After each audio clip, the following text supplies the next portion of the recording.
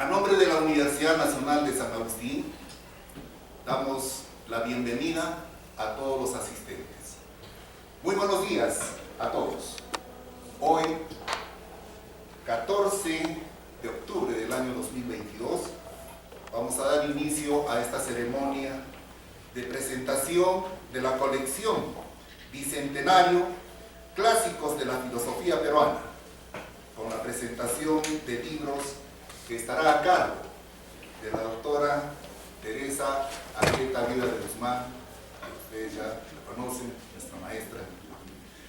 Y para este primer acto vamos a invitar a la magíster Elita Oviedo Pinto, directora de la Escuela Profesional de Filosofía, para que dé inicio a esta ceremonia con la bienvenida al brillante expositor y autor de estos dos libros. Adelante, profesor.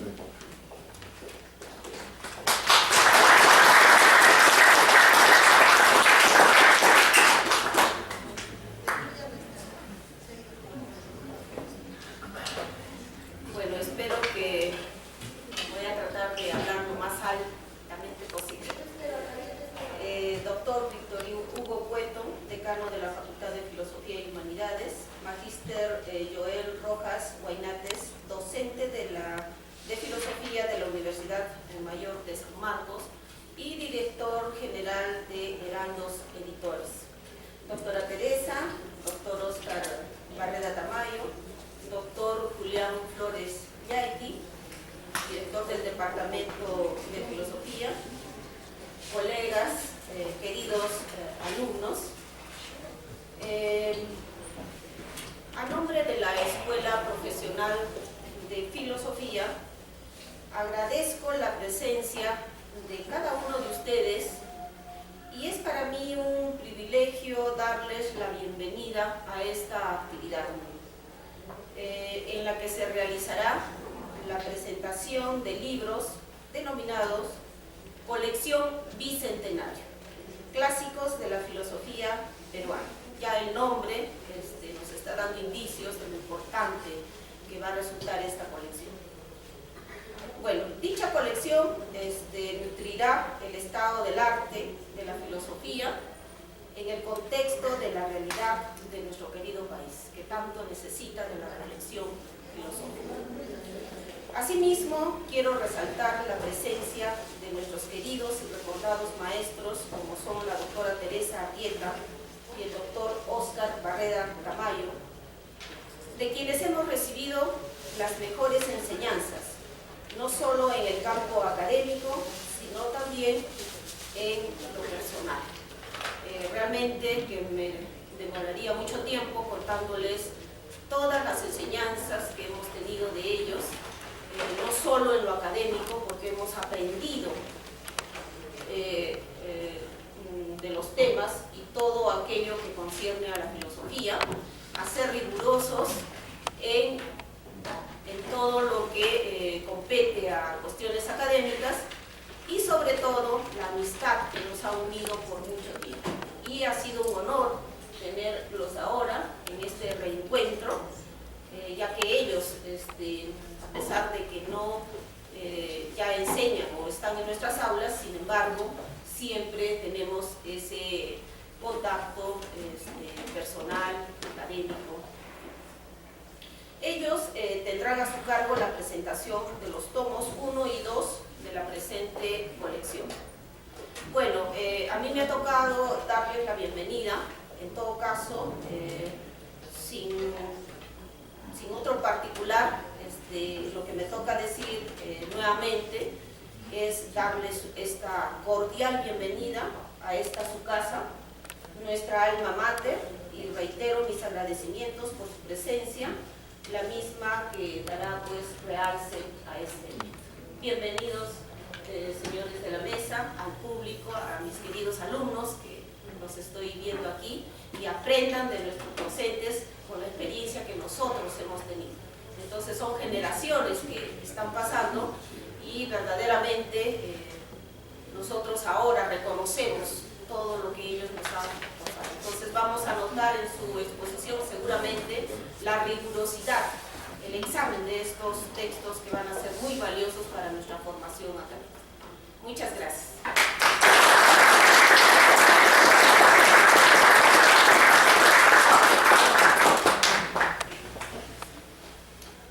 Acto seguido, para dar continuidad a esta ceremonia, vamos a hacer la presentación del responsable de la edición, al magíster Joel Rojas Buenar.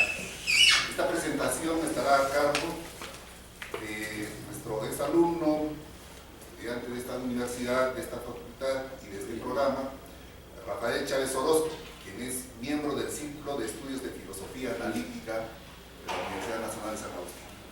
Invitamos a Rafael para que haga uso de la palabra y la presentación del magíster Joel Rojas Buenar.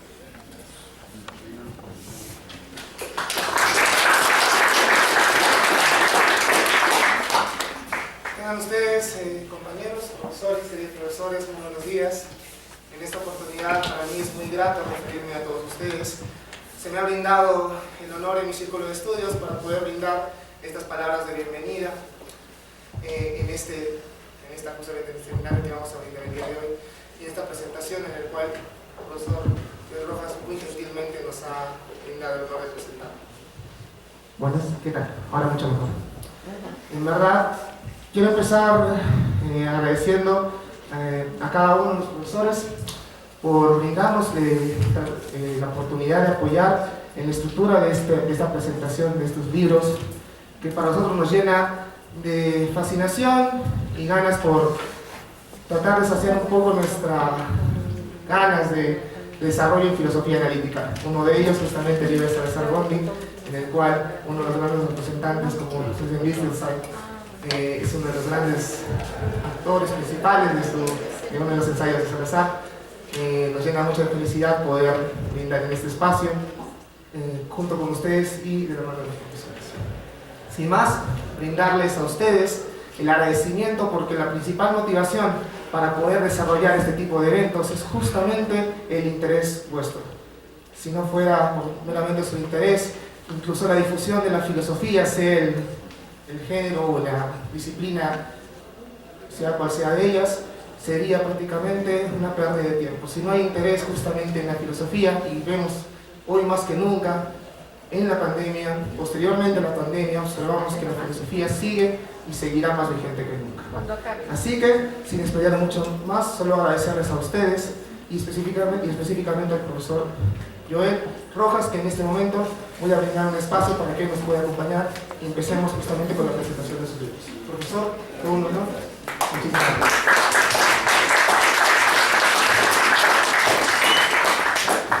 Previo al uso de las palabras que va a hacer el magíster Joel, quiero hacer la presentación de nuestro brillante expositor y también autor de los textos que se va a presentar hoy día. El magíster Joel, él es magíster en filosofía y pensamiento social por FLASCO. FLASCO es una organización internacional latinoamericana que está integrada por las facultades latinoamericanas de ciencias sociales que se dan en América Latina y el Caribe. Asimismo, en su formación profesional, él es licenciado en filosofía por la Universidad Nacional Mayor de San Marcos. También pertenece al grupo de investigaciones Pedro Zuley y al grupo de ontología política, ambos de la Universidad Nacional Mayor de San Marcos. También pertenece al comité consultivo de la Cátedra José Carlos Mariátegui y a la Sociedad Peruana de Filosofía. Actualmente es director de la editora Heraldos Editores, lo cual hoy día van a comprobar con los textos que están aquí en la puerta y que van a ser presentados. En cuanto a su experiencia profesional, actualmente él es docente auxiliar de la Universidad Mayor de San Marcos. Tiene el curso de Seminario de Filosofía Latinoamericana y asimismo el curso de Seminario de Filosofía en el Perú. Es un conocedor de nuestra realidad política, social y sobre todo con perspectiva y análisis filosófico. Asimismo es docente de la Escuela Superior Autónoma de Bellas Artes del Perú. Dicta el curso de filosofía. Es subdirector de investigación y biblioteca de la Escuela Nacional Superior Autónoma de Bellas Artes del Perú. También es docente del Instituto de Ciencias y Humanidades de la Universidad Nacional Mayor de San Marcos con el curso de Filosofía en el Perú y es miembro del Comité Electoral. En cuanto a sus habilidades, es docente universitario, es autor y productor de libros, es investigador, es gestor cultural y es conferencista. Es por eso que hemos tenido a bien hacer esta invitación y tener el honor de contar con su presencia. En cuanto a su producción, él tiene una variedad de publicaciones, libros que están editados, ¿no?, en nuestro entorno académico nacional e internacional. Tiene capítulos y estudios introductorios de libros también de otros autores. Asimismo también es ponente de seminarios universitarios y talleres, ¿no? En uno de los que también destaca es en la filosofía de la liberación, pero desde la perspectiva de Augusto Salazar Borges, que esto también lo maneja coordinando con la Sociedad Peruana de Filosofía. Tiene también producción de artículos y reseñas en revistas internacionales indexadas. Artículos como, por ejemplo, La educación y el racismo en el discurso crítico de Pedro Zulem en el debate del Centro Universitario a inicios del siglo XX. También tiene otro, Mitos y agonismo, un contrapunto filosófico en el marxismo abierto de José Carlos Mariátegui, entre otros.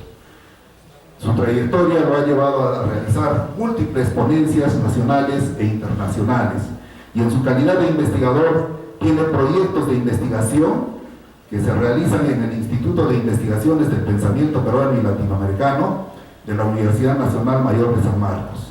Uno de ellos, por ejemplo, es la Exposición y Hermenéutica de la Filosofía Peruana durante los años de la Guerra Interna, publicado en 2011. Otro, Hacia una nueva historia de la filosofía en América Latina, y tiene estudios actuales sobre filosofía colonial y latinoamericana, publicado el año 2013. Otro título, La conciencia criolla temprana en el Marañón, de Diego de Aguilar a Lope de Aguirre, en el año 2014. Y entre otros, que es bastante largo poder mencionar su trayectoria académica y su producción, que tiene bien en poner en práctica, haciendo uso de la perspectiva filosófica, que es la que nos atrae a nosotros en este mundo académico. Recibimos con un fuerte aplauso al magíster Joel Rojas Oinate.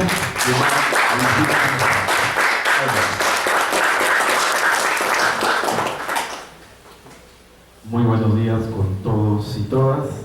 Agradecer al decano Hugo Cueto por esta invitación y la organización de este evento. También quiero agradecer a la magíster Evita Oviedo, que ella es directora de la Escuela Profesional de Filosofía, y también a los que van a comentar, los doctores Oscar Barra y Teresa Arrieta.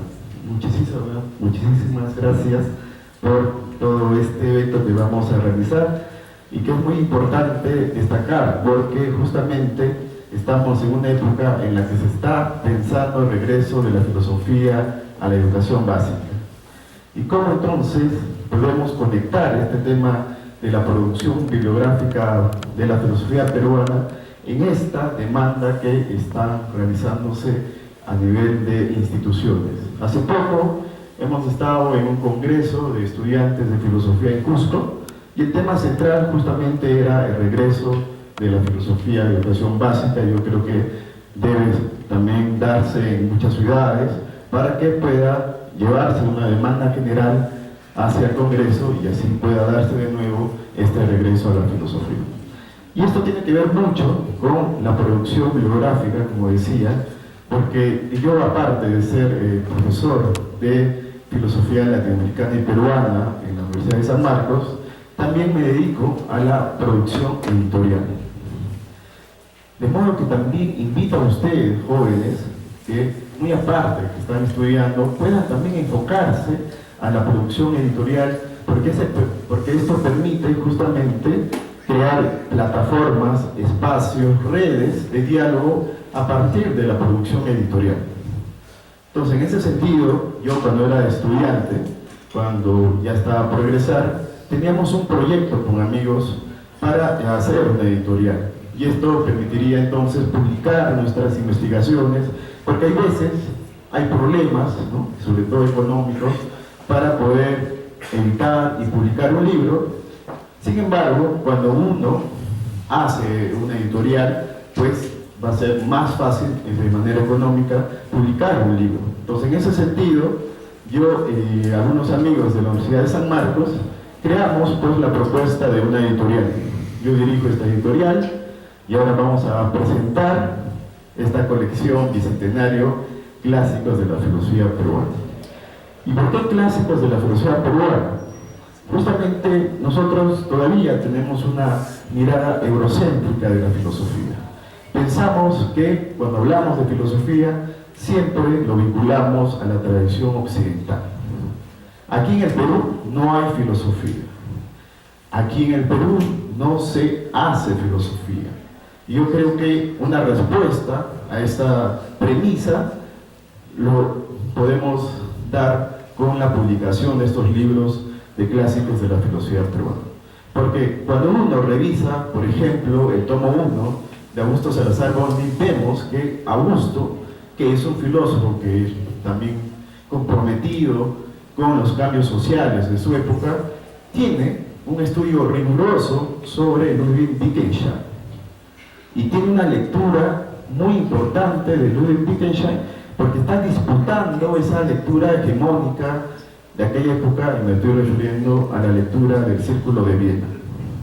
No es que Salazar Bondy niegue esa lectura antimetafísica del Tractatus, como podemos ver en el libro, sino que lo complementa con una dimensión metafísica.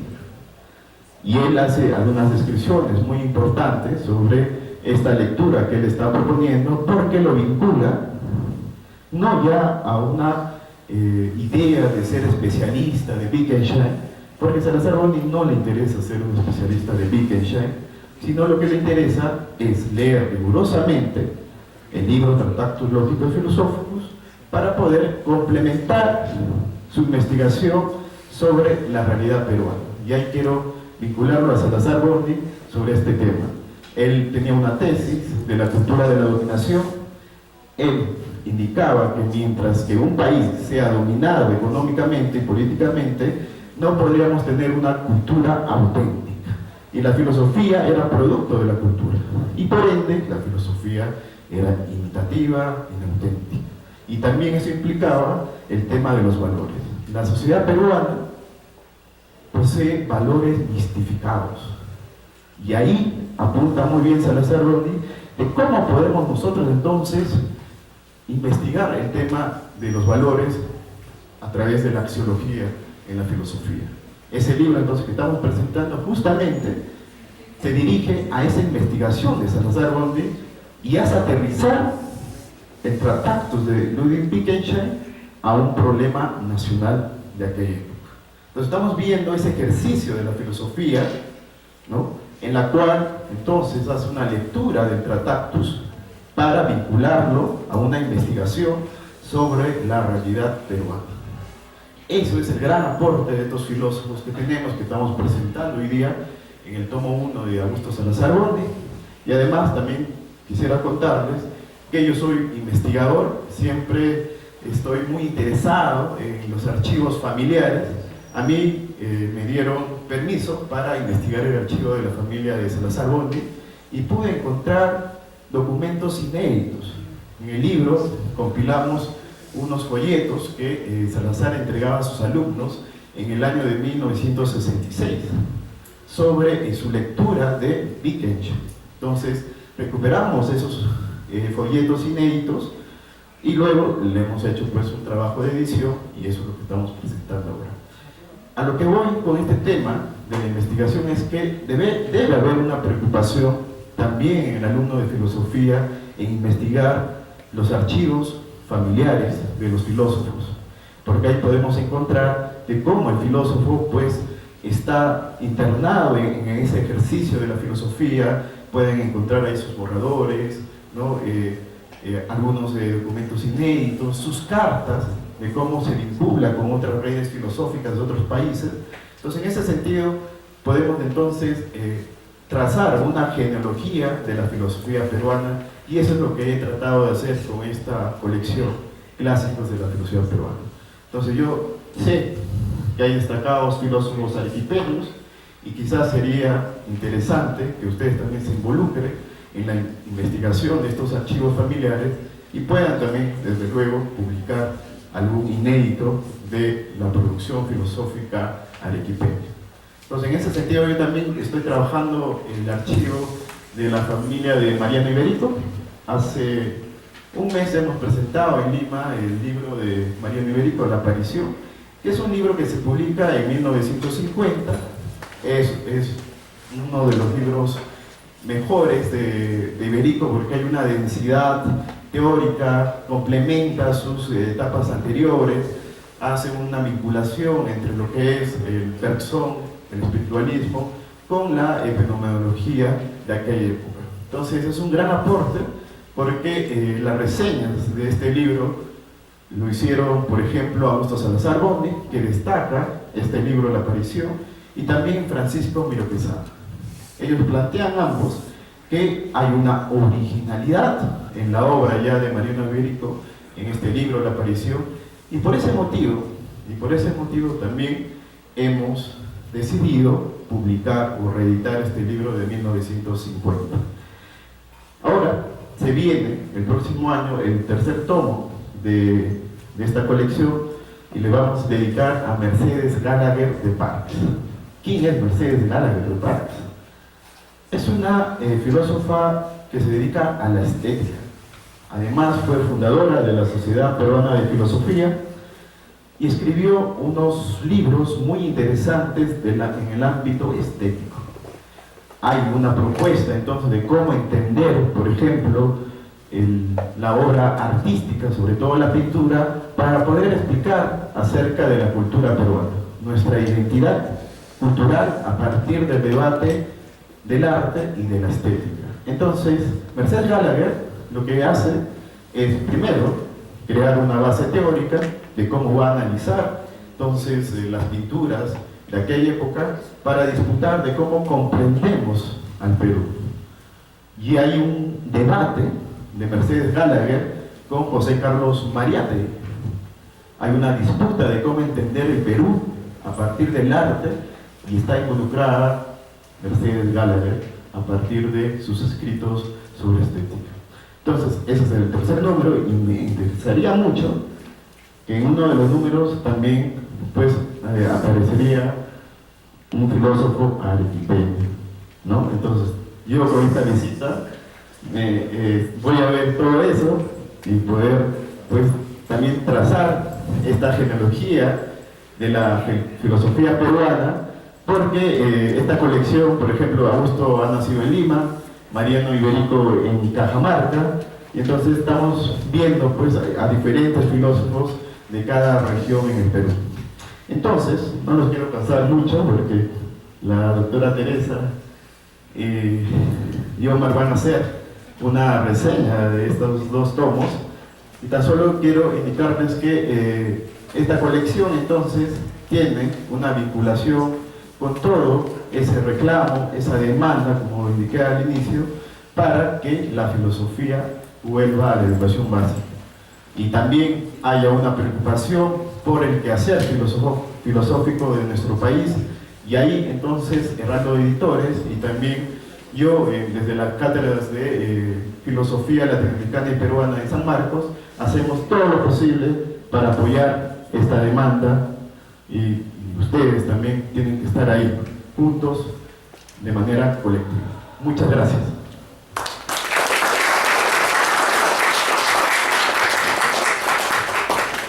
Agradecemos las palabras del magíster Llorel Roca Goinato.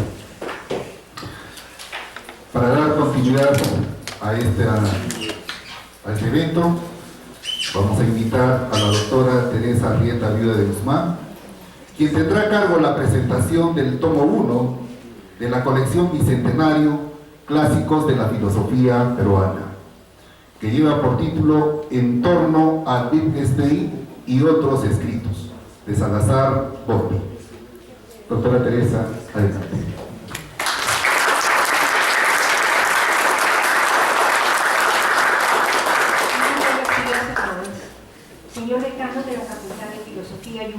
Chávez, doctor Hugo Puerto Vázquez, señora directora de la Escuela de Filosofía, Magíster Elito Viedo, señor director del Departamento Académico de Filosofía, doctor Julián Flores Yalqui, nuestro invitado, señor Magíster Joel Rojas, doctor Óscar Barrera, señores profesores, queridos alumnos. Permítanme, en primer lugar, agradecer a la directora de la Escuela de Filosofía y al director del Departamento Académico de Filosofía, así como al presidente del Círculo de Filosofía Analítica, Rafael Chávez, por la cálida acogida que dieron a mi propuesta de la presentación de los 2 primeros tomos de la colección Bicentenario Clásicos de la Filosofía Peruana, editados por Heraldo Editores y auspiciados por la Sociedad Peruana de Filosofía, que viene haciendo un excelente trabajo para lograr un posicionamiento de nuestra disciplina dentro de las principales actividades culturales de nuestro país. Asimismo, expreso mi gratitud al Magíster Joel Rojas, profesor sanmarquino y responsable de la edición, quien está visitando nuestra ciudad y nos acompaña en este evento. Igualmente, como lo repito, estoy muy agradecida con todos ustedes por su gentileza al estar con nosotros. La selección de Augusto Salazar Bondy para el primer tomo de esta colección es sin duda un gran acierto, dado el conocimiento profundo de nuestro filósofo de diversas ramas de la filosofía, así como de autores y doctrinas tanto europeo-continentales como anglosajonas, facilitado por su dominio de lenguas extranjeras como el alemán, francés e inglés. Con todo, Salazar Bondy no solo es valioso por su concepción y amplio dominio de doctrinas filosóficas extranjeras, sino también por su afán de resaltar la valía de los filósofos peruanos y aún más por su interés en aplicar sus vastos conocimientos para resolver problemas nacionales, lo que lo condujo a ser ministro de Educación en el polémico mandato de Juan Velasco Alvarado. En torno a Wittgenstein y otros escritos de Augusto Salazar Bondy, nos entrega en sus 256 páginas, primero, un prólogo a cargo del doctor Pablo Quintanilla de la Pontificia Universidad Católica del Perú. Segundo, un estudio preliminar por nuestro invitado, el Magíster Joel Rojas, y 3 secciones con trabajos de Augusto Salazar Bondy, de las cuales la primera y más extensa está dedicada al estudio del filósofo Ludwig Wittgenstein. La segunda, denominada Glosas Dialógicas, reúne un valioso material en el que el filósofo peruano reseña, analiza y comenta diferentes textos de diversos autores, mayormente europeo-continentales. Y la tercera reúne conferencias, discursos y memorias en torno a diferentes intelectuales de raigambre latina y europea. Además, cuenta con una valiosa bibliografía e índice onomástico. Pablo Quintanilla destaca la versatilidad de Augusto Salazar Bondy, interesado en la mayor parte de las tradiciones filosóficas de su época, lo que le permite moverse con igual soltura dentro de las doctrinas de la filosofía analítica, el positivismo lógico, la fenomenología, el pragmatismo, la filosofía nico-kantiana e incluso el existencialismo, esto es, dentro de lo que actualmente denominamos la corriente anglosajona y la corriente europeo-continental. Pero además, cito, fue uno de los animadores más creativos de las discusiones sobre la naturaleza del pensamiento latinoamericano a fines de los años 60 y comienzos de los 70, lo que se hace patente en su publicación en 1968, ¿Existe una filosofía en nuestra América? Quintanilla destaca 3 virtudes en Salazar Bondy que señala difícilmente se dan juntas en un filósofo: conocimiento del detalle, perspectiva histórica y amplitud de mirada. Por lo general, En la producción filosófica se encuentra el predominio de una de ellas con grave desmedro de las otras. Pero en nuestro filósofo, nos dice Quintanilla, hay un despliegue admirable de las tres virtudes mencionadas. En el estudio preliminar, Joel Rojas nos cuenta de la existencia de un archivo familiar de Augusto Salazar Bondy, con fotografías, postales, cartas, apuntes, sílabos de curso y recortes periodísticos, al que tuvo acceso gracias a la gentileza de Helen Orvik, viuda de Salazar Bondy, de donde justamente eligió los apuntes sobre Wittgenstein. Salazar Bondy enseñó axiología y ética en la Universidad Nacional Mayor de San Marcos y temas especiales en la teoría de valor en la Universidad de Kansas. Y es esta especialidad la que, creo yo, guía en gran parte sus interpretaciones del filósofo austríaco y después nacionalizado inglés. Rojas, centrándose en el tratamiento que el filósofo peruano hizo de Wittgenstein, comenta el impacto que tuvo la fenomenología en el Perú a partir de la década de 1940, al cual no fue ajeno Salazar Bondy, aunque luego experimenta un sesgo hacia la filosofía analítica bajo la influencia de su maestro, el doctor Francisco Miro Quesada Cantuaris. Haciendo uso de la guillotina de Hume y de la falacia naturalista de George Moore, Salazar Bondy critica tanto el subjetivismo, que privilegia la vivencia del sujeto, como el objetivismo, que se independiza de tales vivencias, porque considera que ambos son reduccionistas. La investigación axiológica de Salazar Bondy, nos dice Joel Rojas, aludiendo a Sasson, propone un nuevo escenario ético, en el cual ya no trata de la ordenación objetiva de los valores, sino del conjunto de experiencias, cuyo rasgo es el compromiso del hombre, de modo que, cito, lo bueno es una exigencia normativa de adoptar una actitud favorable a un objeto o situación determinados vinculados con el debe, que es de carácter incondicional, porque adopta una exigencia universal que es válida para todos los sujetos a manera de un imperativo kantiano. Con todo, recalca que tal exigencia es normativa y que la experiencia valorativa se diferencia de la experiencia moral y del imperativo kantiano justamente porque es una exigencia valorativa, una instancia mostrativa, utilizando así el recurso de la instancia trascendental del Tractatus Wittgensteiniano. El valor, nos dirá Salazar Bondy, sería precisamente ese trascendental, es decir, una instancia categorial gracias a la cual hay un mundo racional, un orden de acciones e interacciones que debemos entender.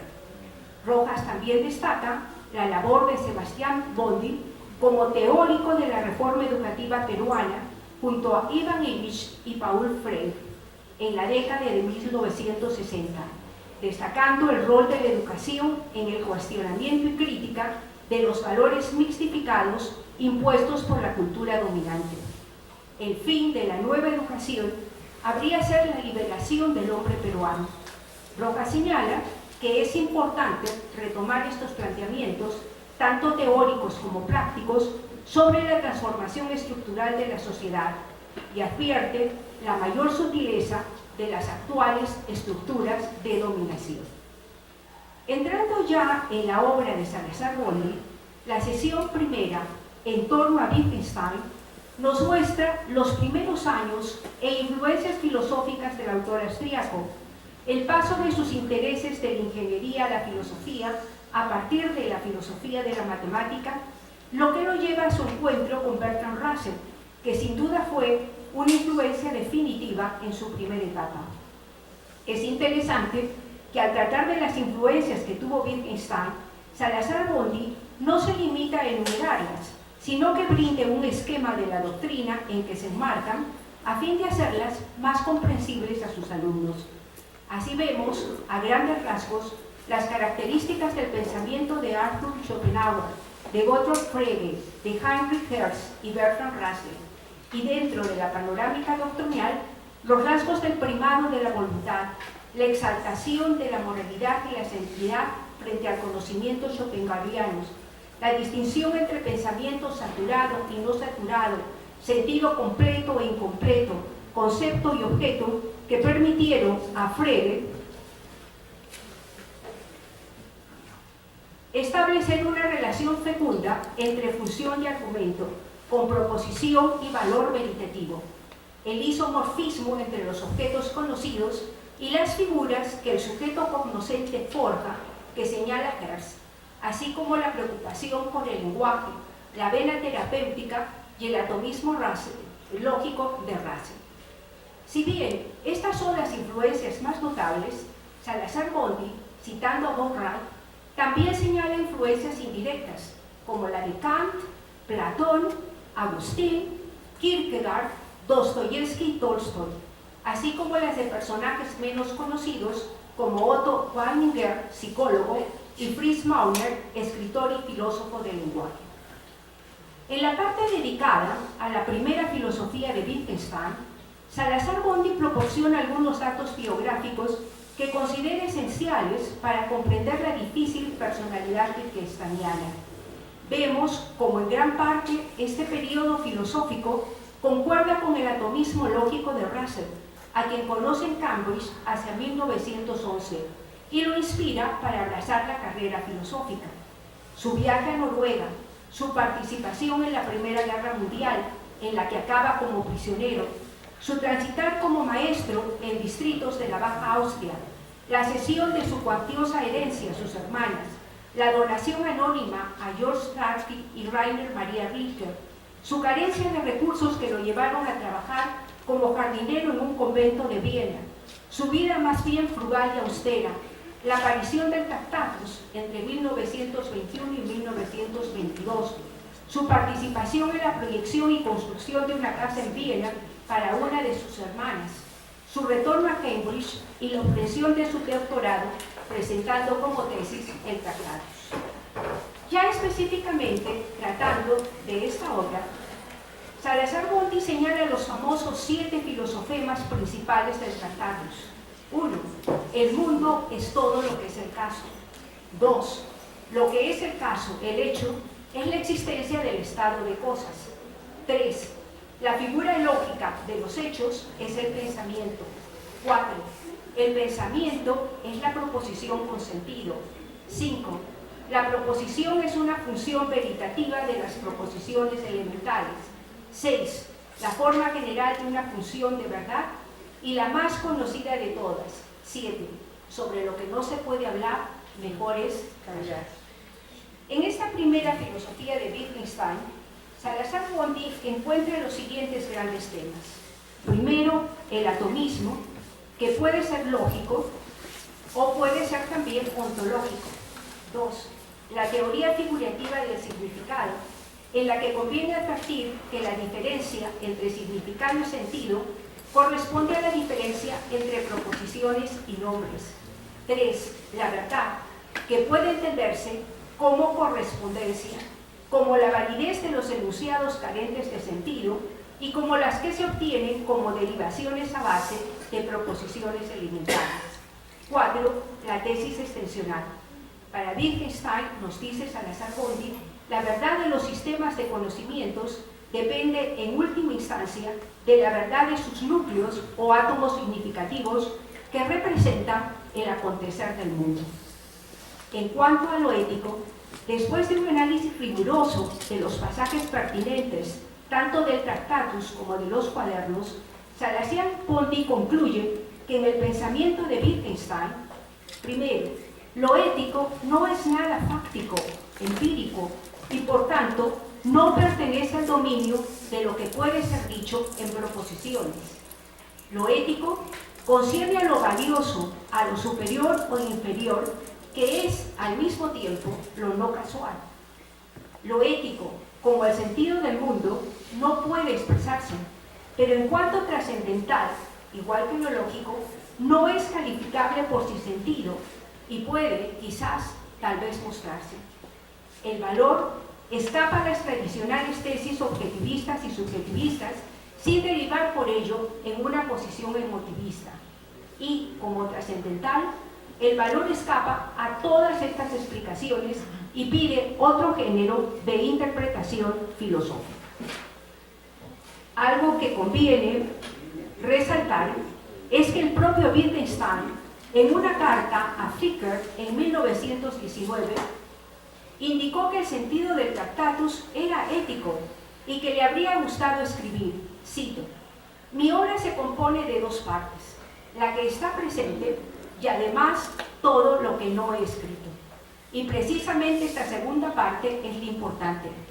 Ello explica por qué consideró que Russell, en su prólogo, no había logrado entender su tesis principal, ya que este autor enfatizó el aspecto técnico del libro y su trascendencia innegable para la teoría lógica. Y para Wittgenstein, todo esto era simplemente corolarios de su tesis principal, a saber, cito, «La teoría de lo que puede ser dicho, exacto, por medio de proposiciones, esto es, por el lenguaje, y lo que no puede ser expresado por medio de proposiciones, sino solo mostrado, Gesalt». En el segundo Wittgenstein, nos dice Salazar-Bondi, las viejas convicciones, enmarcadas doctrinariamente de lo que suele llamarse atomismo lógico, se dieron el paso a modos de pensar diferentes, y aunque la conexión histórico-personal no se rompiera, estos contrastaban claramente con aquellos. En cuanto a la metafísica, Salazar-Bondi se pregunta si varió decisivamente su posición respecto de este tema. Parece que no, ya que su actitud básica, sus inclinaciones y propensiones dominantes de su juventud persistieron a lo largo de los años. Persiste el fuerte tono moral del comportamiento y del discurso cotidiano y su tendencia al pesimismo. No hay que olvidar que 3 de los 4 hermanos de Wittgenstein se suicidaron y que él mismo era propenso al suicidio. Igualmente, continuó su interés por las obras vinculadas con la religión, especialmente las de San Agustín y Kierkegaard. Incluso manifestó que los grandes escritos metafísicos del pasado se encontraban entre las producciones más notables del espíritu humano y no podían ser ridiculizados ni mirados con indiferencia. De hecho, consideró a Kierkegaard como el más grande filósofo del siglo XIX, a pesar de su declarada orientación metafísico-religiosa. Así, aunque no perteneciese a ningún credo determinado y rechazara toda teorización de la fe, en el segundo Wittgenstein hay una vivencia favorable a las instancias metafísico-religiosas y una mirada comprensiva y simpática para las formas de vida conectadas con ellos. En cuanto a la filosofía, Wittgenstein distingue 2 sentidos. 1. La filosofía como análisis del lenguaje y crítica de su uso y abuso. Y 2. La filosofía como mal uso o abuso del lenguaje o como perplejidad. La reflexión filosófica rectamente ejercitada no resuelve contradicciones, ni propone hipótesis para explicarlas, sino que las patentiza como perplejidades metafísicas y hace visible su condición de tales. Recuerden que él decía que no se trataba de resolver, sino más bien de disolver los problemas tradicionales filosóficos. En sus palabras, cuando el lenguaje, que tomó vacaciones, obligado por la enfermedad metafísica, vuelve a la labor cotidiana, el hombre pone en juego todos los modos de expresión, y entre ellos aquel que nos enfrenta al mundo en cuanto a tal, dejando ver las cosas como son y dejando todo como es. La sección segunda, glosas dialógicas, se inicia con el comentario de la lógica de Francisco Miró Quesada. Aquí, nuestro autor indica la importancia del análisis crítico y la interpretación histórica, encontrando que, a pesar de ser un libro introductorio, como lo indica el propio autor, cumple con estas condiciones. Sostiene que, dada la etapa por la que atraviesa el ambiente filosófico que están viviendo, el libro es significativo, primero, por constituir un intento de introducir en los medios correspondientes el conocimiento de las modernas escuelas lógico-matemáticas. Segundo, por el vínculo existente entre este designio y la difusión de las filosofías cercanas a las ciencias matemáticas y naturales, y a través de ella con la difusión paralela de las corrientes filosóficas anglosajonas. Y tercero, por la adopción de una actitud crítica notoria frente a las ideas filosóficas imperantes, de manera particular frente a posiciones típicas de la corriente fenomenológica, sin que falten los respectivos reconocimientos. Sigue el comentario Kant, Vida y Doctrina de Ernst Cassirer, que busca, como lo indica el subtítulo, determinar los vínculos que enlazan la existencia personal de Kant y las normas que presiden el desarrollo de su pensamiento filosófico.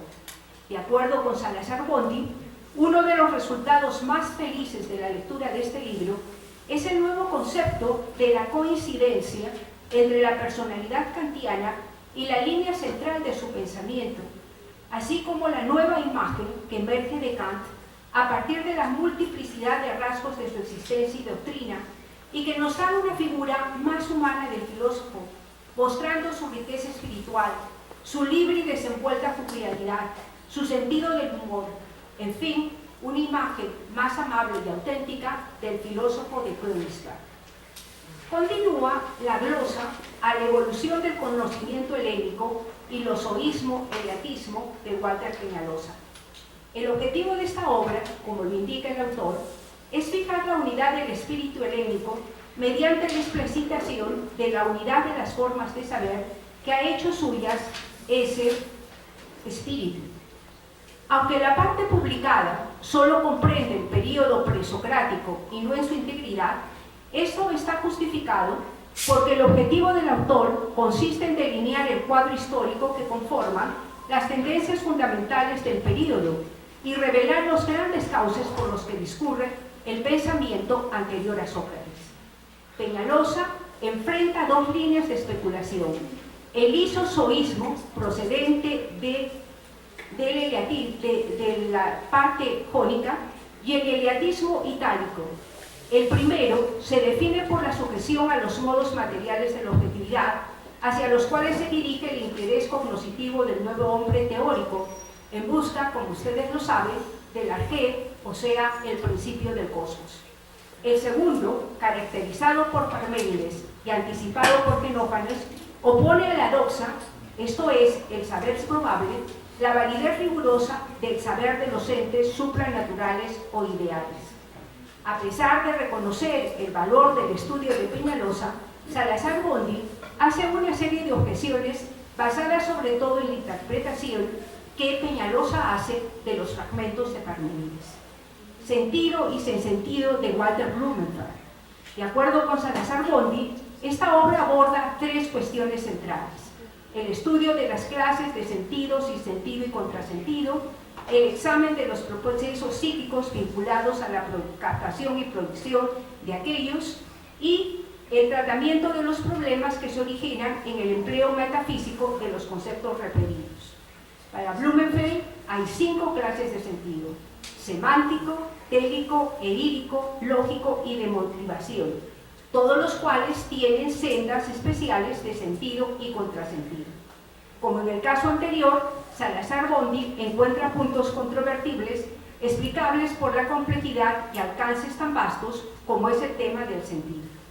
Respecto de experiencia y naturaleza de John Dewey, si bien reconoce en esta doctrina los defectos propios del naturalismo y el empirismo, considera que Dewey ha sabido hacer suya la naturaleza, que a ella adecua sus pretensiones y busca por este medio un desenvolvimiento más pleno y fecundo de la existencia. La filosofía, como ciencia estricta de Husserl, es comentada por Salazar Bondi partiendo de la aspiración a un saber perfecto que remontase la historia filosófica de sistemas y contrasistemas que, como es sabido, buscaba Husserl. Quiere establecer una filosofía científica que cobrará realidad por los trabajos inspirados por el método fenomenológico y dirigida a describir en su contenido esencial la insospechada riqueza que encierra la conciencia pura. La nueva ontología de Nikolai Hartmann. En ella, Hartmann presenta un balance del saber ontológico actual y un resumen de las aportaciones de Hartmann a esta disciplina. Así, frente a la ontología especulativa y deductiva vigente en los tiempos de Salazar-Bondi, Hartmann sostiene una ontología predominantemente problemática y empírica, esto es, de contacto directo con los objetos de todo tipo. Es pues una ontología fenomenológica en cuanto se funda en la asunción plena de lo dado, tal como aparece a la conciencia cognoscente. Igualmente, Salazar-Bondi comenta los prolegómenos a toda metafísica futura de Kant, que, como es sabido, en esta pequeña obra, Kant responde a la incomprensión que suscitó la crítica de la razón pura, debido principalmente a la novedad del pensamiento kantiano. En los prolegómenos, en lugar de ir de los elementos del sistema a su conexión sintética, Kant partía de esta para llegar a dichos elementos. Tan seguro estaba Kant de la eficacia de este procedimiento que descartó como filósofo a quien fracasara en la lectura de este libro. De manera que si leen los prolegómenos y no lo entienden, definitivamente Kant diría no son para la filosofía.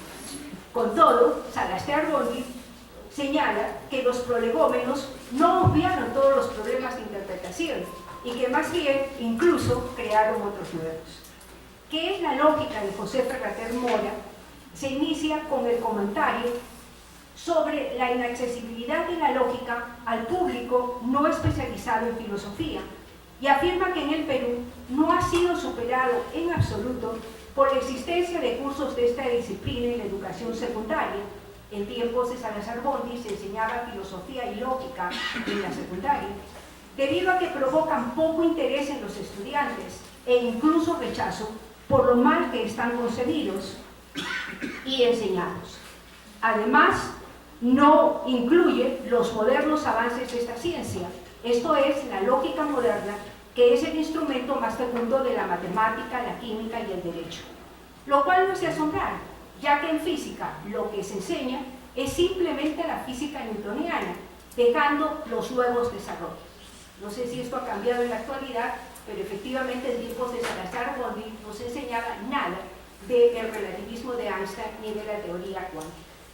Así, Salazar-Bondi asigna a este libro un gran valor, tanto por su claridad de lenguaje como por la abundante ejemplificación y su objetivo, que no es propiamente el de enseñar lógica, sino mostrar el sentido de la lógica, familiarizar al lector con el pasaje teorético de esta disciplina y con sus problemas internos, señalándole las perspectivas de conocimiento que se divisan desde ella e incitarlo a seguirlas. En rasgos fundamentales de una metafísica del conocimiento de Nicolai Hartmann, Sebastián Bondi encuentra que Hartmann es un filósofo sumamente influyente en el ambiente filosófico latinoamericano y especialmente peruano, debido a la calidad, organicidad y sentido crítico que tienen sus obras. Efectivamente, en aquellos lejanísimos tiempos en que yo era estudiante con ustedes, la teoría del conocimiento se enseñaba con Nicolai Hartmann, en un enfoque completamente fenomenológico. Recuerdo que empezaba algo así: en el acto del conocimiento existen los siguientes elementos: el sujeto que aprende, el objeto aprendido y la imagen que se forma del objeto aprendido en la mente del sujeto. Bueno, entonces piensa que este libro es verdaderamente importante porque para Hartmann toda nacionología implica metafísica y toda metafísica implica gnoseología. Respecto de las investigaciones fenomenológicos trascendentales, la subjetividad absoluta y el problema de ser de Gerhard Funke, indica que este artículo corresponde a las lecciones que durante el segundo semestre de 1954 dictó en la Facultad de Letras el profesor Gerhard Funke de la Universidad de Bonn sobre la significación de la subjetividad trascendental como base y centro de la problemática filosófica. Obviamente, influido por Husserl, Funke piensa que no hay que buscar una vuelta al objeto en el sentido tradicional de la oposición sujeto-objeto, sino una vuelta a la subjetividad. Con ella, la historicidad tendría que ser incorporada a la reflexión ontológica. Obviamente, en sus mentes están todas las reducciones trascendentales que señalaba Husserl, ¿no? ¿Recuerdan? La reducción histórica, la reducción eudética y finalmente la reducción trascendental. Aunque algunos piensan que no son simplemente 3 reducciones, sino algo de nuevo. Bien, así, la tesis general del libro es la vinculación esencial de fenomenología, ontología e historicidad, lo cual, a decir de Saint-Cyr-Bondy, denuncia un pensar filosófico dueño de sus propios medios y de capacidad creativa, y no simplemente de repetición fenomenológica.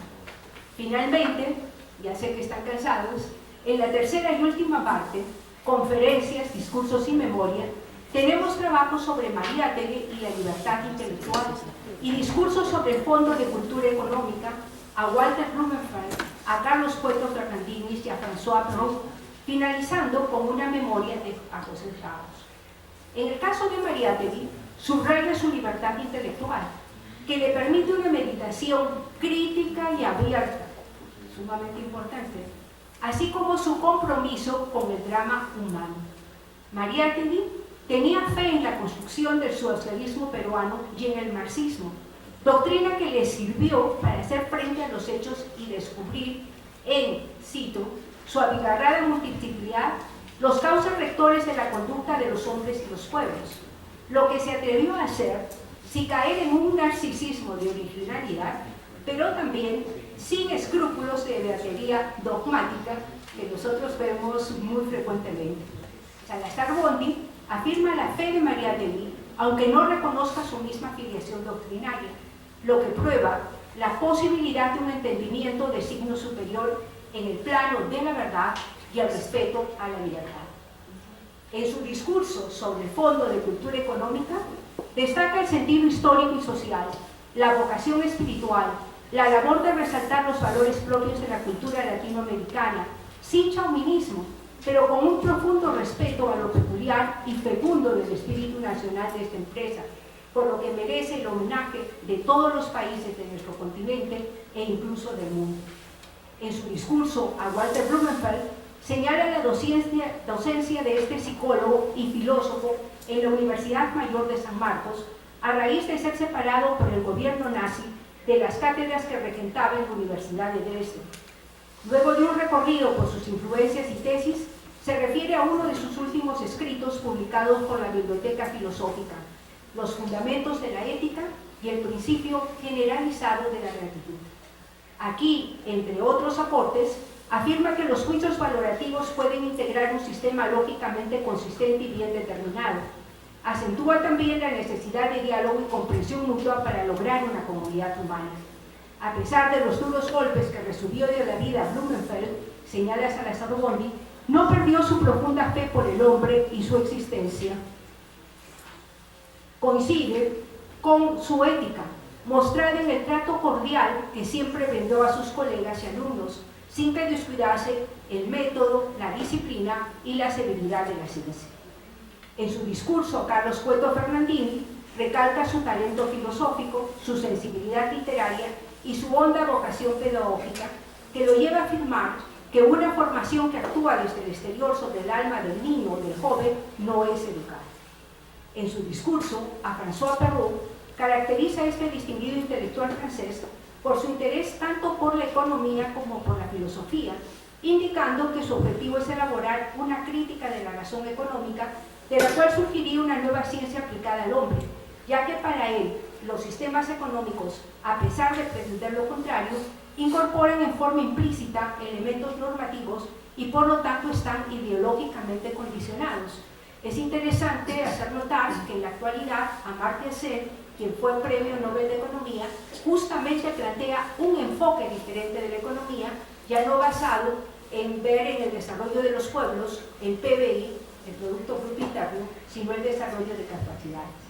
Finalmente, su memoria José Gauss muestra el profundo dolor que le produjo su muerte. Sebastián Bondy viajó a México para conocer a quien consideraba un signo cabal de la modernidad filosófica, pudiendo disfrutar de sus dotes excepcionales de expositor y comentarista de la tradición filosófica intelectual, así como la severidad de la exposición, su análisis riguroso y su precisión conceptual, unidas a impulsos creadores que se manifestaban súbitamente. En esto también era muy peculiar Wittgenstein. Dice que en sus clases, en las que tenía que reinar el más absoluto silencio, porque al más mínimo ruido se retiraba de la clase, tenía que estar esperando 5, 10, 15 minutos y de pronto decía algo, pero valió la pena haber esperado por escuchar lo que dijo. Muy bien, entonces podríamos decir pues que verdaderamente este primer tomo de la colección Bicentenario es un completo acierto por la personalidad del filósofo elegido, la riqueza del material seleccionado que me atrevo a confiar en que incitará a la juventud filosófica, a ustedes, al encuentro con este pensador de producción tan vasta y variada y a tenerlo como un ejemplo de calidad filosófica a nivel no solo del Perú y Latinoamérica, sino del mundo. Particularmente para mí, ha sido un placer reencontrarme nuevamente con Wittgenstein y hallar una coincidencia entre nuestro Salazar Bondi y Robert Ackerman, especialista en este enigmático y difícil autor, la de que no hay una ruptura entre el primer y segundo Wittgenstein. Ackerman, en su obra Wittgenstein City, alude a la comparación que hace el filósofo austriaco entre el lenguaje y una ciudad antigua, llena de campos, pero que ha crecido en una forma desordenada que puede resultar desorientadora cuando no se conoce el camino. Me ha fascinado su interpretación de la obra wittgensteiniana como una interpretación especialmente a la ética. Como saben quienes han sido mis alumnos, constituye para mí esta disciplina finalmente lo más importante. Sus glosas a las diferentes obras que se mencionen son bastante penetrantes, lo que no significa que sean incuestionables, y sus discursos muestran una gran calidad humana al reconocer sincera y generosamente los méritos de aquellos a quienes estaban dirigidos. Por todo lo cual, les recomiendo muy entusiastamente que adquieran esta obra y hagan feliz también al Magíster Joel Borges. Muchas gracias.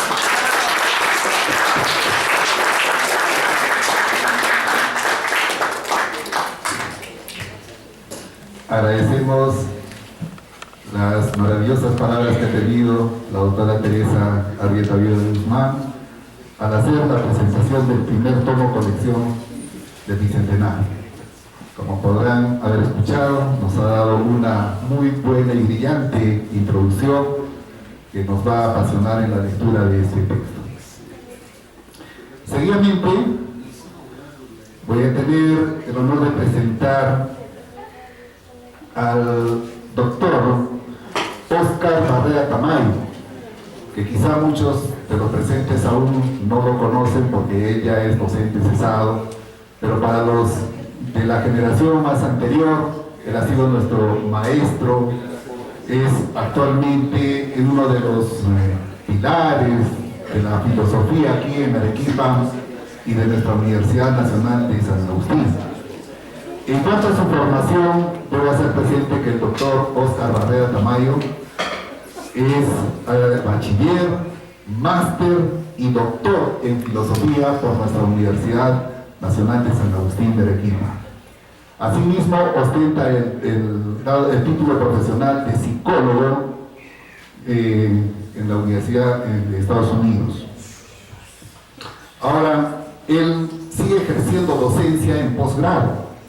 Como docente de esta Casa Superior de Estudios, ha destacado en el curso de Filosofía de la Ciencia y la Técnica, Filosofía en el Perú y Latinoamérica. También tuve la suerte de que me enseñó varios cursos, entre ellos Cibernética y Filosofía de las Ciencias. Como profesional, ha sido conferencista con ponencias en diversos congresos a nivel internacional, en Perú, Argentina, España, México y otros países donde ha tenido a bien representar y llevar el buen nombre de nuestra querida universidad. Es docente en las maestrías y doctorados y postdoctorados en la Universidad Católica de Santa María y en nuestra Universidad Nacional de San Agustín.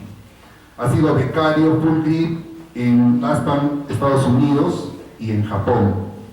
En cuanto a su producción académica, él ha elaborado su tesis de bachiller con el con una mención de filosofía y cibernética. En cuanto a su tesis de doctorado, ha tratado algunos temas y problemas en línea. Y en otras producciones tiene, por ejemplo, sobre las interpretaciones de la teoría general de la caja negra como método cibernético.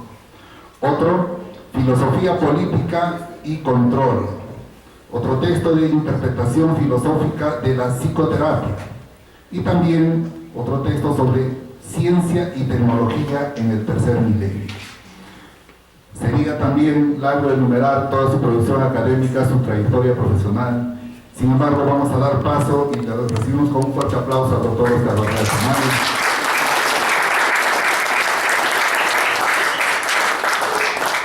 Y va a ser la presentación del tomo 2 de la brillante colección del Bicentenario Clásicos de la Filosofía Peruana, con el título La Aparición, ensayos sobre el ser y el aparecer, de Mariano Iberico.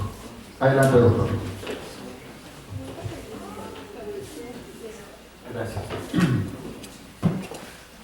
Para mí ha sido muy grato recibir la invitación para la presente presentación del segundo tomo de la colección Bicentenario, Clásicos de Filosofía Peruana, la aparición, ensayos sobre el ser y aparecer, de Mariano Iberico.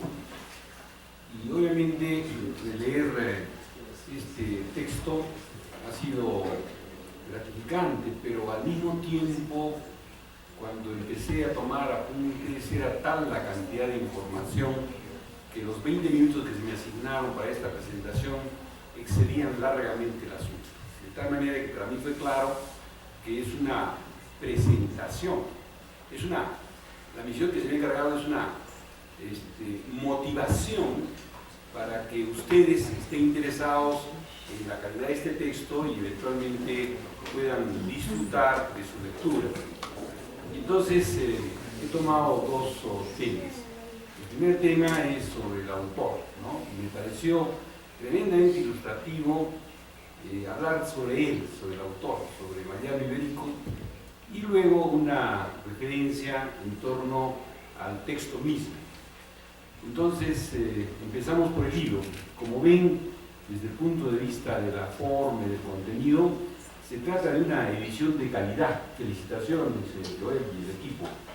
Forma parte de la colección Bicentenario que del 2021 al 2024 lo celebramos, 200 años. Y se publican obras de todas las especialidades. Y el hecho de que se haya considerado dentro de esta enorme colección, valiosa colección, con motivo de este bicentenario, esa reflexión de 200 años del Perú, me parece acertado de que se haya incluido la filosofía y de esta calidad, como acabamos de apreciar en el primer tomo, gracias a la doctora Teresa, y que me parece, desde el punto de vista editorial, de alta calidad. Las contrasolapa tienen una breve biografía del autor, en la contrasolapa mencionan las obras y las futuras obras, tienen también la publicación en Facebook, en Instagram y en otros temas. Y al final hay una breve reseña de Carlos Reyes Álvarez, muy buena. Les aseguro que si solamente agarran y leen atrás, ya se engancharon para poder leer. Eso sería corto. La edición pública me parece bien interesante porque con madurez presenta todos los datos, el índice, la introducción y dos partes. La mediación del lenguaje y la segunda parte, el ser y aparecer. Muy escueto, preciso. Hay las referencias bibliográficas, 6 fotografías, el índice onomástico. La primera parte es una presentación o estudio preliminar muy interesante a cargo de Carlos Reyes Álvarez, detallado acerca de Mariano Iberico. Y al final, si ustedes ven, casi la mitad del libro es la primera parte, aparición, es sobre el lenguaje, ¿no es cierto? Y la segunda parte es sobre el ser y el aparecer. Luego viene una conclusión del propio autor, son como 10 páginas. De tal manera que una segunda vista del texto podría ser leer de frente la conclusión. Y tiene, en palabras del gran maestro Iberico, un resumen de su pensamiento. Entonces, tras estas dos primeros acercamientos al libro, podríamos notar claramente que se trata de algo valioso, porque no es una mera repetición de autores, fechas y pensamientos, sino se trata de un pensador peruano que de manera original, dentro de sus múltiples obras, son más de 30, son como 8 o 10 libros y charlas, conferencias, más de 30, ¿no es cierto? Él expresa su propio pensamiento frente a Kant, que habla del fenómeno y lo humano, y habla del ser y aparición. Más que tratar de citas, este autor en este libro expresa un pensamiento original, obviamente condicionado por su tiempo, su época. Obviamente no podríamos decir filosofía, pues, o filosofar es un recetario, ¿no? Es tener una verdad y vivir por esa verdad todo el resto de la vida. O ser filósofo es ser simplemente como los religiosos que entran allí, hacen voto y se pasan toda la vida difundiendo un solo pensamiento. No. Filosofar es básicamente una labor personal, no es un obrero de ciertas ideologías, es ejercer su razón, es hacer uso preferente de la razón, es reflexionar.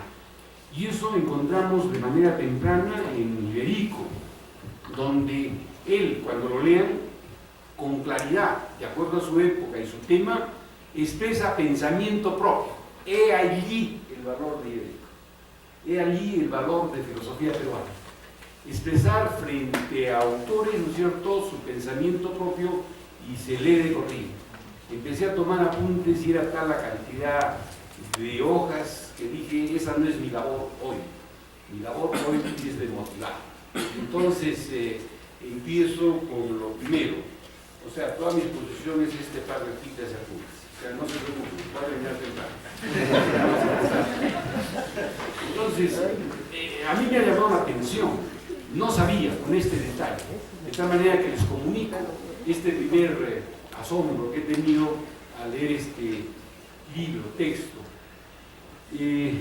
Mariano Iberico nace en Cajamarca en 1882 y llega a Lima a los 27 años, después de trasladarse, en esa época, estamos hablando pues de 1909, ¿no es cierto? Estamos en 2002, hace casi 100 años. Primero a caballo, luego en vapor y luego en tren. Llega a los 27 años a Lima, Mariano Iberico, ya habiendo sido formado, por supuesto, y estudió, digamos, letras y derecho. A los 31 años, esto lo digo como motivación para que ustedes, jóvenes o mayores, tengan un espacio de tiempo enorme para producir. No es que ya la primera obra sea todo y se acabó, me dedico el resto del tiempo a lo mismo. No. Son ciudadanos de su tiempo, de su época, y eventualmente cada momento tienen que reflexionar, vivir de acuerdo a la realidad, expresar esa realidad. A los 31 años, en 1913, publica, saca su tesis de bachiller en letras, con una tesis sobre el carácter. Y en esa época, Denstua, filósofo peruano también, viaja a Europa y regresa con la novedad del personismo. Estamos hablando de los primeros años del siglo pasado. Y él es docente de la Universidad Nacional de San Marcos en 1919, a los 37 años. ¿Y qué época es? Es la época de la Primera Guerra Mundial. La Primera Guerra Mundial. En la Segunda Guerra Mundial, él publica El sentimiento de la vida cósmica y ensayos sobre poesía de Vallejo y la metáfora. Y la reflexión que estaba conversando ahora con Joel es de que cómo es que la Primera y Segunda Guerra Mundial, que fueron eventos realmente significativos, no influyeron en su obra. Le decía yo hace un rato, ahora tenemos la invasión de Rusia en Ucrania, tenemos la pandemia, tenemos la amenaza de la guerra nuclear. y tenemos situación crítica en este momento a nivel peruano. Y la pregunta es, ¿cómo eso no se refleja casi inmediatamente en lo que estamos haciendo ahora? Y ahora estamos presentando un libro de Mariano Iberico que forma parte de una colección y un serio trabajo. Y la razón es de que somos ciudadanos de nuestro espacio y nuestro tiempo. Luego publica a los 38 años, en 1920, la filosofía estética, influida justamente por Bersón. Y en 1926, a los 44 años, publica El Nuevo Absoluto. Adivinen quién se lo editó, El Nuevo Absoluto, 1926, nada menos que José Carlos Mariate. Y entonces yo, cuando supe este dato, digo, caramba, no es que Mariate y luego de su viaje trajo una ideología, una idea y una esposa. ¿Por qué no vetó a Bersón de que no era marxista, de que no era eventualmente lo que él había descubierto es la filosofía, transformación y no solamente comprender el mundo? Y le publicó a Bersón, que aparentemente es idealista, la filosofía, El Nuevo Absoluto. Luego hay un dato que me ha interesado. Recibió en 1927, o sea a los 45 años, recibió una bolsa de viaje que le dio la Universidad de San Marcos para que vaya a especializarse a París. Y él estuvo 2 años allí. Y entonces, en la Sorbona, ¿qué estudió? ¿Estudió marxismo? ¿Estudió algo? No. Él recibió la influencia de Paul Valéry, poeta, y San Juan de la Cruz. Y obviamente, cuando regresa, esa es la influencia que él tiene y hace una filosofía de su tiempo.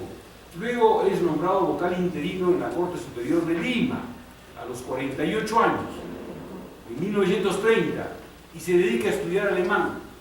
O sea que no solamente sabe español, y probablemente algún idioma nativo, sino sabe obviamente francés y también alemán. Y lo notorio es de que es la propia universidad la que le da esa bolsa de viaje y él estudia alemán. Luego, a los 50 años, en 1932, publica La Unidad Dividida, con influencia de Pascal, Dostoyevsky y Unamuno. Esos son los temas. En 1933, eso sí es notorio, junto con Honorio Delgado, publica el famoso curso de psicología. Yo también he estudiado psicología aquí, en 1964 al 72. Cumplimos 50 años, es nuestros 50 años de haber salido de esta universidad. Y allí el manual de psicología de Iberico era pues un clásico. Ha tenido 8 ediciones en más de 30 años y lo han editado este manual de psicología en España en 1961. Entonces vean las facetas diferentes de un autor, de un ser humano. Entonces luego en 1934 lo nombran vocal titular en Junín y Huancayo. Obviamente se va y vive allí 2 o 3 años y publica un libro sobre notas sobre el paisaje de la sierra. Fíjense cómo esta persona a lo largo de los avatares de su vida, en este momento siendo de Cajamarca y trabajando 2 o 3 años en Huancayo y Junín, se da cuenta de que el medio ambiente, la naturaleza es de sierra y eventualmente reflexiona sobre esa realidad y eventualmente publica este original texto y libro. Luego en 1939 publica El sentimiento de la vida cósmica y Principios de logia jurídica en el 43. Y finalmente ya publica Ensayos sobre la poesía de Vallejo, que tiene que ver con la primera parte de este libro, que habla sobre filosofía del lenguaje y habla sobre poesía. ¿Y por qué es importante esto? Porque hace un par de semanas hemos celebrado a nivel nacional y mundial los 100 años de la publicación de Trilce. Y Trilce de Vallejo es una obra original de poesía, es una creación de un lenguaje poético de carácter internacional. No me canso de leerlo y a veces tratar de comprenderlo, pero es original, pertenece a nivel universal de nuestro Vallejo. Y él lo ha captado en su época y eventualmente publica estas notas. En 1950 publica este libro que tuvo una versión anterior en 1939. Por consiguiente, resumiendo, tiene como 30 obras, y me parece acertado que la comisión de ustedes haya escogido este libro de la aparición. ¿Por qué? Porque él entre sus obras tiene 5. La de 1920, una filosofía estética, a los 38 años. La de 1926, a los 44 años, el nuevo absoluto. 1939, a los 57 años, el sentimiento de la vida cósmica. Y en 1950, a los 68 años, la aparición, justo este libro, que han elegido la comisión.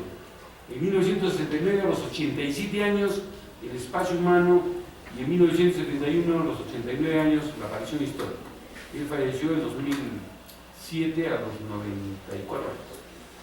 Entonces, esa es la primera parte motivacional de esta presentación del libro. Es el autor del cual se ha escogido este texto. Ahora pasemos a la segunda parte, y hay 2 partes, que es la mediación del lenguaje. Habla de la poesía, los elementos, objeto, emoción, expresión, acto, la poesía mágica y la magia, la metafísica, la mística, y desde el punto de vista estético es fiesta y júbilo, y punto de vista ontológico es apogeo del aparecer. Hay más detalles que en este momento en la presentación no son pertinentes. ¿Por qué? Porque como es una invitación a su lectura, ustedes los van a encontrar y disfrutar, por supuesto. La segunda parte es referida al ser y al aparecer. La aparición de Iberico es esencialmente un ensayo ontológico, cuyas tesis fundamentales están en el ser es así, no simplemente el ser es, como decía Kant, sino que el ser es así, y que todo ser aparece, y hay una relación entre ambos. El autor se opone a la tesis eleática que afirma escuetamente que el ser es. Para Iberico, el ser es de algún modo así. Y por la segunda, establece la categoría del aparecer como una necesidad universal del existir.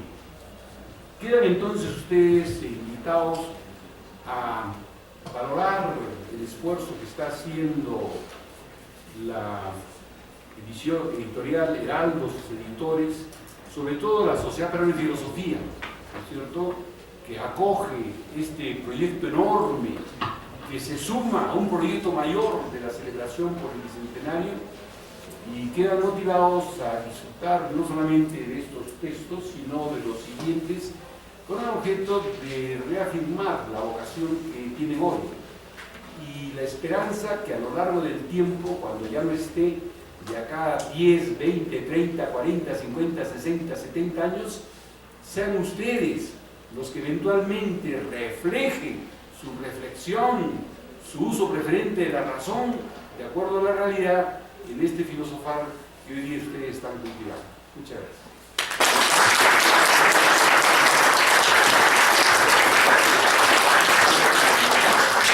Agradecemos las palabras del doctor Oscar Barrera Rosario.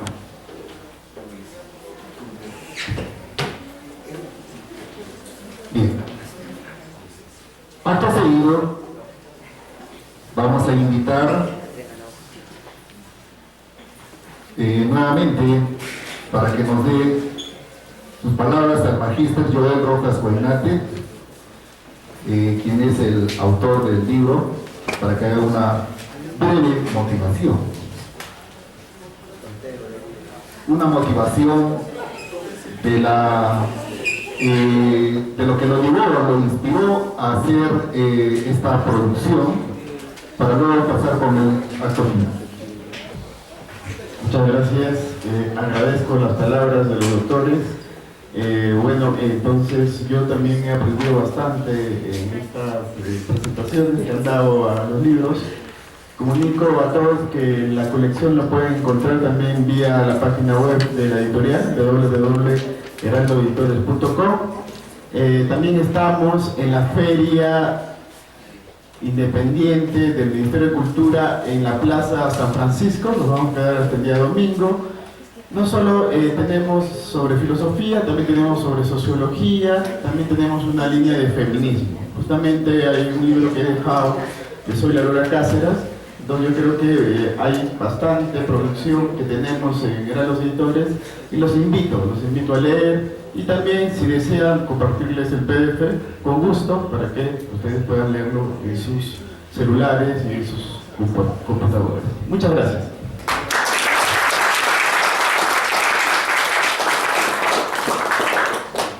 Vamos a continuar y vamos a invitar al doctor Julián Flores Yaiki, quien es el director del departamento académico del Departamento de Filosofía.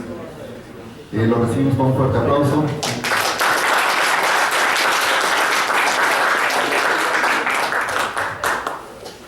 Muchas gracias.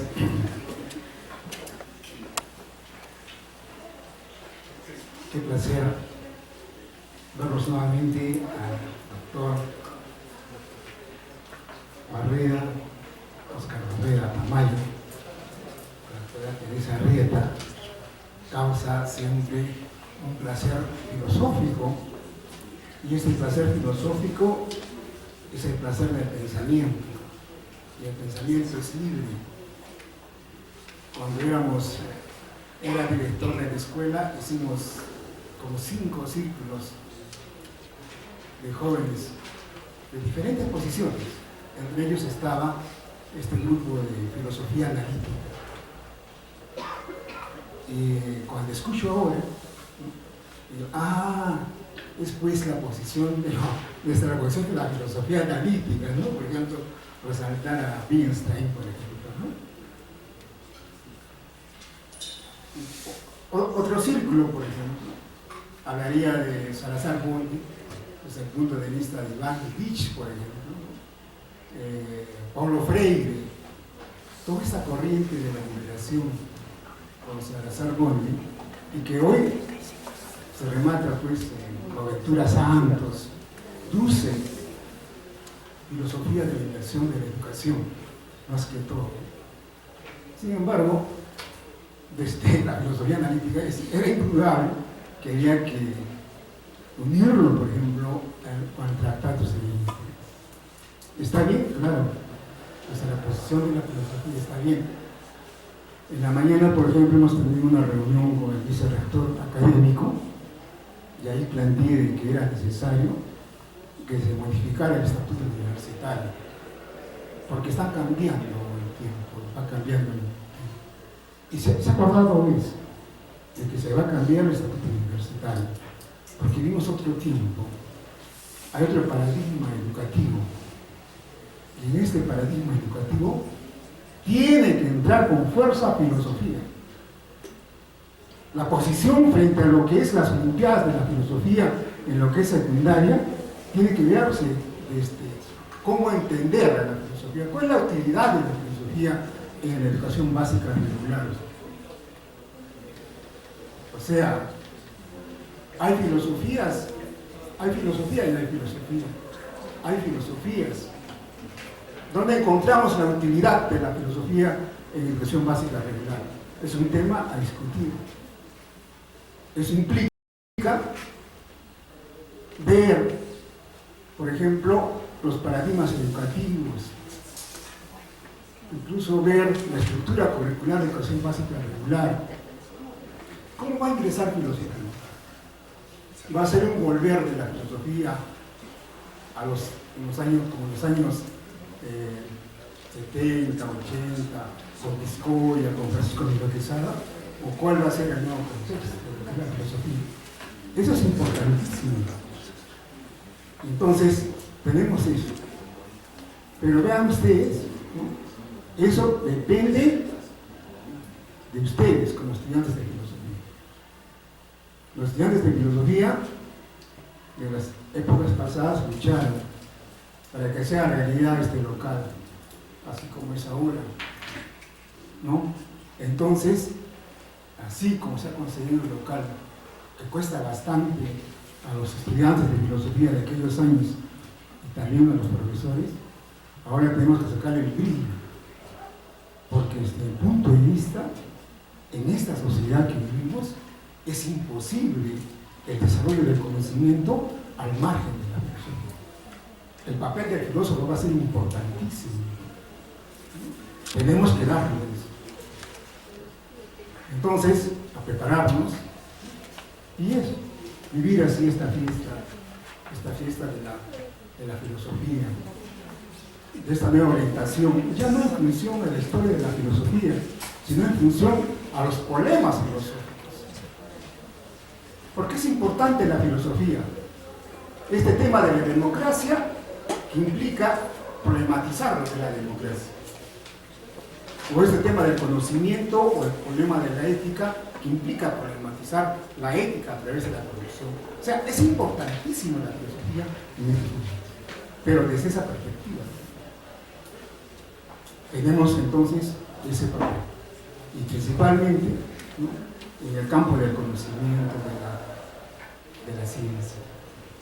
Nuevamente, para el departamento es, ¿no?, grato nuevamente recibirlos y decirles a los profesores, a la doctora Teresa Arrieta, al doctor Oscar Barrera, que ahora el departamento tiene más de 22 profesores. Hemos crecido cuantitativamente y vamos a crecer también cualitativamente. Ese es nuestro reto de filosofía. Muchas gracias.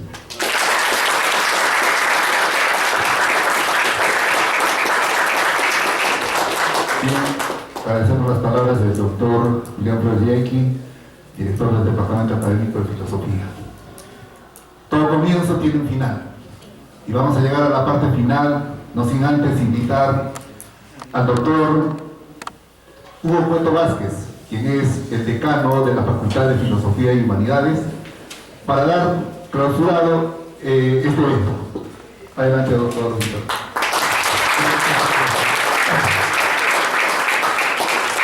Saludos, doctora Elita Oviedo, directora de la Escuela Profesional de Literatura, doctor Julián Flores, director del departamento, y un saludo muy especial a la doctora Teresa Arrieta, con la cual nos une una fraterna y profunda amistad, al doctor Oscar Barrera Tamayo, maestro mío en maestría, ALC de epistemología, justamente por sus enseñanzas, ex decano mío y sobre todo amigo personal con el cual hemos batallado muchos años por esta facultad, por alguna escuela. Un saludo muy especial al magíster Joel Vargas, quien hoy día presenta este material bibliográfico tan importante. Y a los queridos alumnos y profesores de la Facultad de Filosofía y Humanidades. Voy a aprovechar para hacer un pequeño comercial. Se dice por ahí que estos 4 años de decanato han sido perdidos y quieren recuperarlos. Creo que lo que nos ha hecho perder un poco de tiempo es la pandemia. Nos ha hecho retrasar algunas actividades que ya las teníamos programadas. En el caso mío, quiero decirles con toda la sinceridad del caso, con todo el cariño que les tengo, en la promesa de campaña para el decanato prometí una editorial de la facultad. Creo que hoy día sí puedo decirles con toda certeza, ya tenemos registrado en la Biblioteca Nacional nuestro fondo editorial y de impresiones de la Facultad de Filosofía y Humanidades.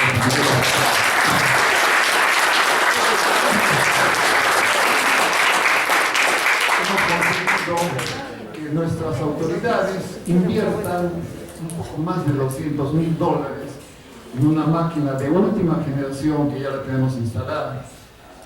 Obviamente cuando hicimos la oferta no pensábamos que iba a ser tan difícil. Joel debe saberlo, porque hacer una editorial no es una cosa fácil, no es de la noche a la mañana, no.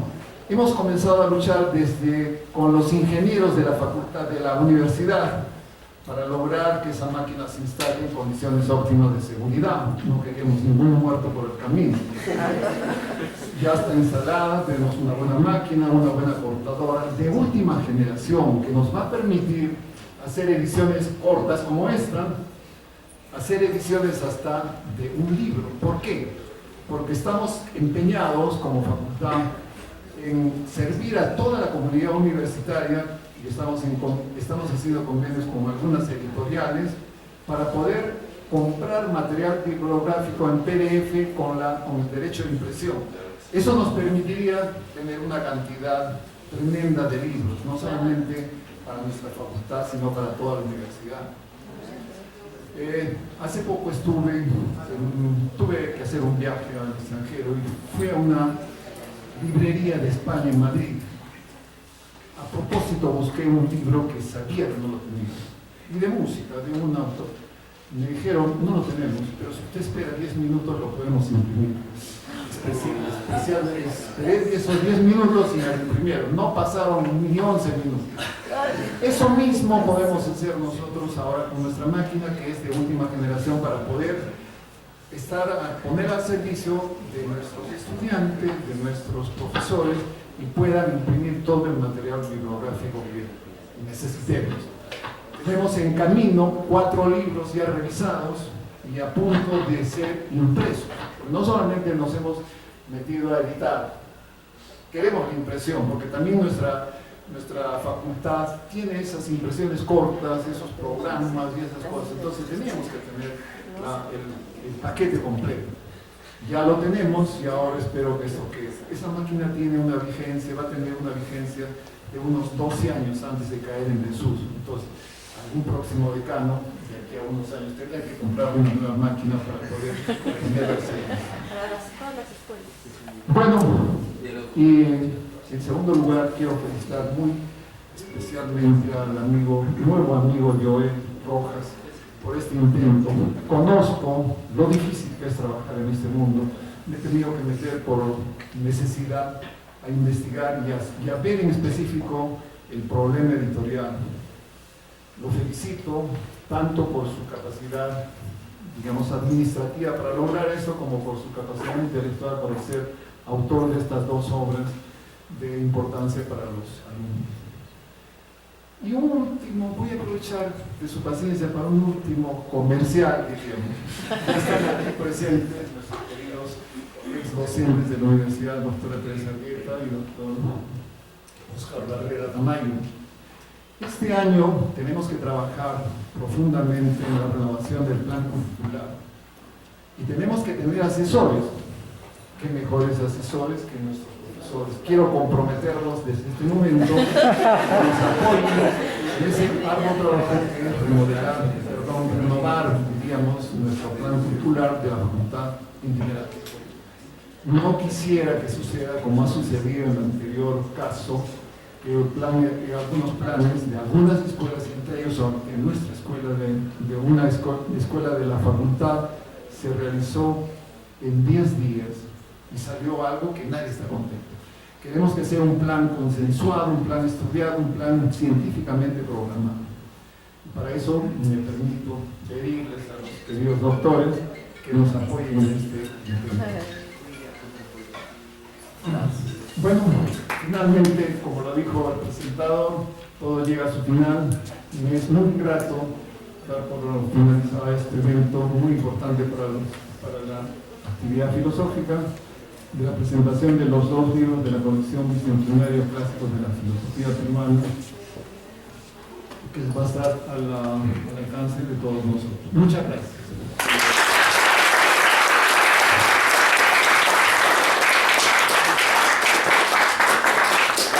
Bien, agradecemos entonces la presencia de nuestras dignas autoridades, nuestros docentes, a Joel, el presentador del libro, y a todos ustedes por su presencia. Que tengan muy buenas tardes y gracias. Los libros están a su disposición en la parte exterior del salón. Muchas gracias a todos.